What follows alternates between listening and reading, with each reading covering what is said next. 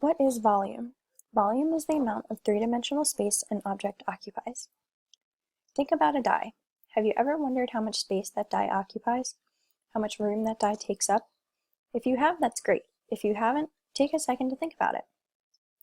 That's called volume. Another definition of volume is the amount of space a solid figure takes up. So for about 1 minute, brainstorm and write down any words that describe or pertain to volume.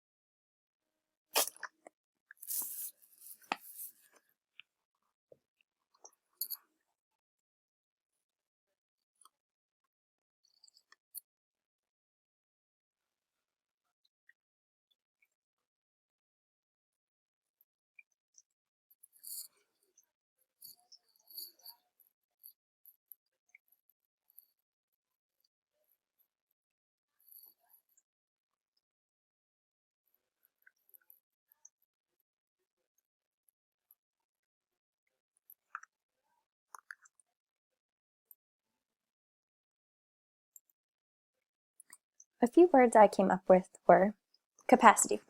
Capacity is equivalent to volume. You can say the capacity of a figure takes up this much room, which is equivalent to the volume. I also came up with units cubed, which the units of the volume are cubed due to multiplying three things together: length times width times height. I also came up with mass, which is the unit often used in volume science problems. Came up with length, width, and height, which are the dimensions needed to find the volume of an object. Dimensions, which is the measurement of the length, the width, and the height. For example, a 3 by 4 by 5. So the dimensions are 3 by 4 by 5. So an example of a 3 by 4 by 5 would look like this. 3, 1, 2, 3, by 4, 1, 2, 3, 4, by 5. 1, 2, 3, 4, 5. So the length times the width times the height. Now, this website does do it a little backwards. They call our length the width, our width the depth, and the height the same. So don't let it confuse you. Here the length and the width are interchangeable. Another example of a dimension is a 7 by 3 by 2, which would look like this. 7, 1, 2, 3, 4, 5, 6, 7, by 3, 1, 2, 3, by 2, 1, 2. So two more words I came up with were gallons and pints, which are often used for finding volumes of fluids. So as I previously mentioned, the formula for finding volume is length times width times the height. It is often denoted as V equals L times W times H. Here, as the picture shows, this would be the length, this would be the height, and this would be the width. You have to figure out, based on each picture, what the length and the width and the height would be. So take about 45 seconds to decide where the length, the width, and the height will be on each of these prisms.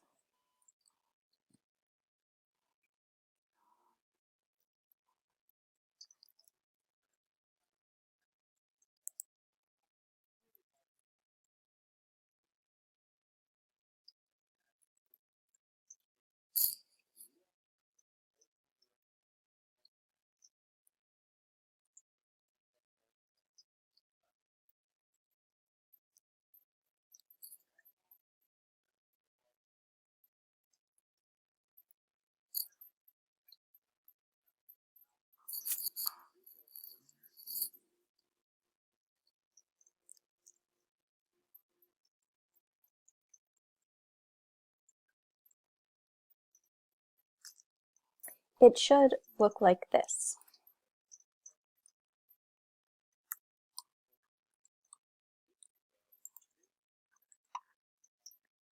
length times width times height.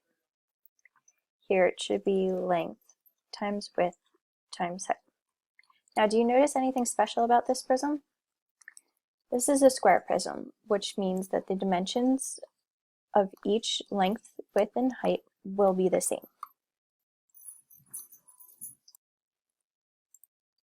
So now it is your turn to play with some prisms. Go to the following website by clicking the link and constructing the prism. What I mean by constructing the prism is this.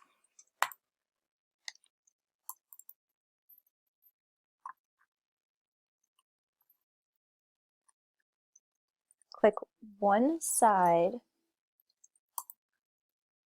of each, and it should fold up to be a prism. Now when you have your prism, go ahead and calculate the volume, and then put your answer in this box. When you have your answer, click this button to see if it is correct or incorrect. If it is correct, a green check will appear somewhere around here, and if it's wrong, then there will be a red arrow, and try again until you get the right answer. Now after you've found the volume, see if you can figure out how many cubes fit inside the prism. You can do that by doing this. Click one side, click it down. This button allows one cube to fill into the prism. And if you get rid of that, hit clear. That button allows one row, hit clear, and then this allows one layer. So go ahead and use any of the three buttons to figure out how many cubes can fill up this entire prism. Did you notice anything about that number? So now after you have found the amount of cubes that can fit into this prism, go ahead and construct your own prism by using this button. And this box will allow you to customize and make your own unique prism. So go ahead and create your own width, depth, and height. And record each dimension on a sheet of paper, as well as find the volume and how many cubes will fit into the prism on the sheet of paper. Be prepared to share this with the class.